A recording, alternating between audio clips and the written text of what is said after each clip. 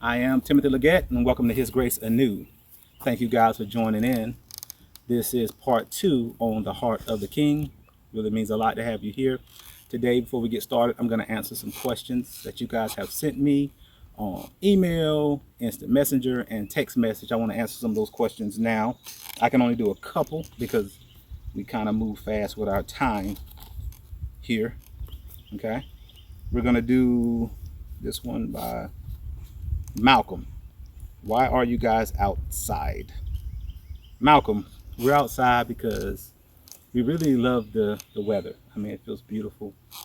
As you can see, it's just real greasy, getting real hot, and the sun just does something to my skin, man. And then when it get cold, the chill just kind of reminds you of the Holy Spirit. And man, we don't have a building. Why do you think we don't have a building? Let's just move that. We don't have a place. Okay, so we're doing this outside. Okay, till we can get us a spot, and this is fine. We got to move on with the word. Next question. I mean, who asks a question like that? Why are we outside? I mean, come on, bro. This one's by Lamonte.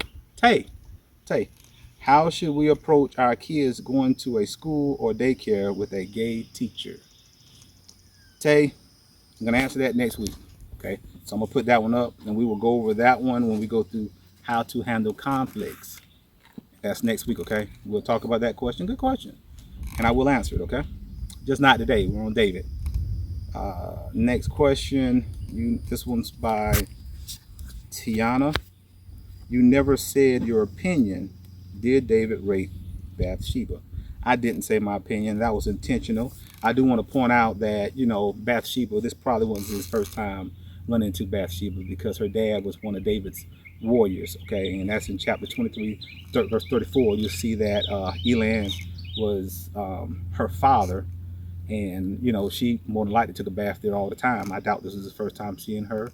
And you know how things are when you let it get up in your heart. But it just so happened upon her that day that he did this horrible, horrible thing. Now, I want to point out that the Bible doesn't say that Bathsheba did anything wrong.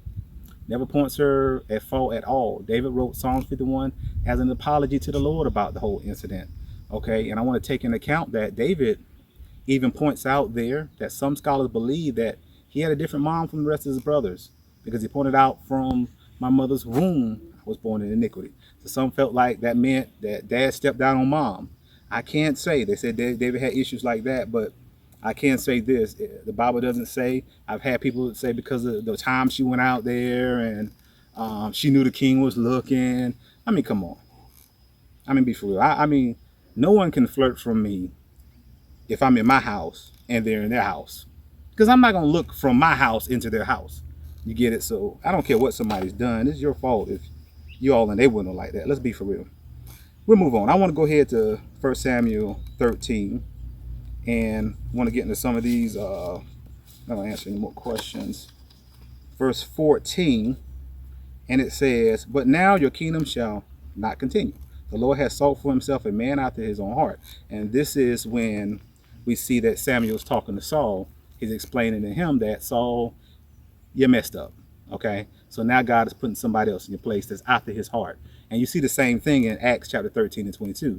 You hear about what happened about David's heart, and I want that heart. I want to see how we can have that same heart. David clearly being in sin and us being in sin. How can we, what difference? How can we get that heart, be after God's heart? I really want that. So let's go to 1 Samuel 21, and we'll start at verse 10. It says, this is when he was at Achish, the king of Gath. Then David arose and fled that day from before Saul, and went to Achish, the king of Gath. And the servants of Achish said to him, is this not David, the king of the land? Did they not sing of him to one another and dance and saying, Saul has slain his thousands, and David his 10,000? So one of the Saul's jealousies with David was this song. People begin to look at David as something high because he just basically was a better warrior than Saul was. Okay. 12. Now David, the favor of God was on him. Okay. Now David took these words to heart and was very much afraid of Achish, the king of Gath. So he changed his behavior before them, pretended madness in their hands, scratched on the doors of the gate, and let his saliva fall down on his beard. So he started drooling, scratching on the, acting like a madman, pure crazy, insane. So they don't have anything to do with him, because as far as they're concerned, he's still aligned with Saul, and they didn't want a war. They don't want anything to happen. So they said, well, listen, what are we going to do with this guy? I mean, clearly he's a madman. Verse 14, then Achish said to his servants, look, you see the man is insane. Why have you brought him to me? Have I need of a madman that you have brought this fellow to play the madman in my presence? Shall this fellow come into my house? He said, oh no, I'm not going to be responsible for this. I'm not going to do it. You're not about to send him here. I'm not about to deal with something like this. I can't handle it. And David was scared, and this actually worked. He got sent away. So I don't know. I mean, I guess we do things, we kind of wing it. Sometimes we're in a situation, and maybe this is one of the times that he decided, hey, there's some fear here, something bothering me. So David had fear, and he used whatever. He didn't cry out. He didn't say, God, what's going on? God, help me with this situation. David started drooling, and he looked to himself and said, I know how I can get from this situation. I know what I can do. I can pretend to be crazy, and nobody want to deal with somebody that's out their mind, and then he'll leave me alone. He'll send me away. That was kind of a craftiness at best. All right, 1 Samuel 26. 26, we'll start verse 9 through 12.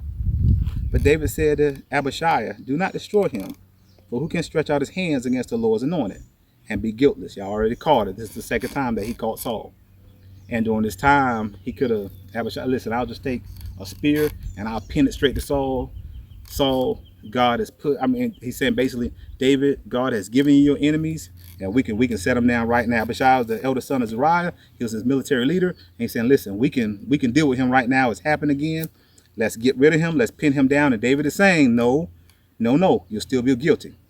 I want y'all to hold that point right there, because next week I'm gonna basically call David a hypocrite.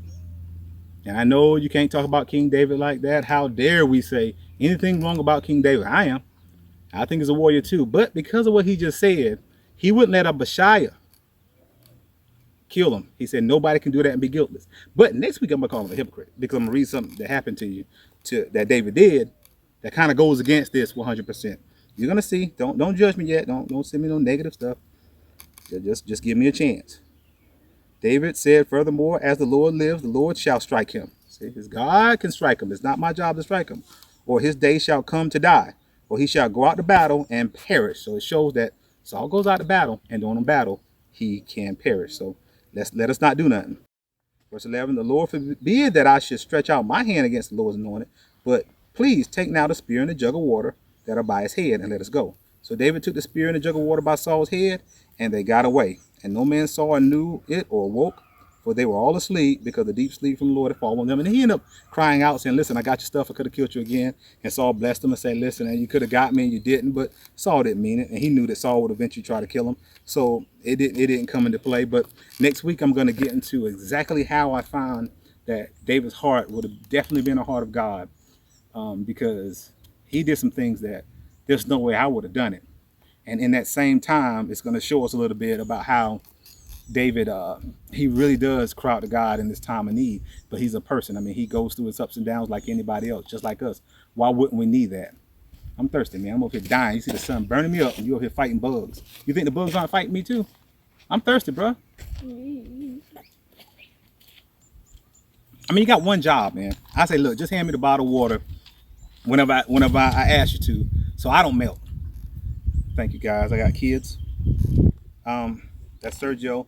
Sage, you're doing a phenomenal job. My daughter Sage is on the camera. She's doing an excellent job. This has been His Grace Anew. We're glad you guys can tune in. Love you. Good night or good day. What is it, day? Good day. You see the sun out. Good day. Y'all know it's day. Thank y'all guys for coming in.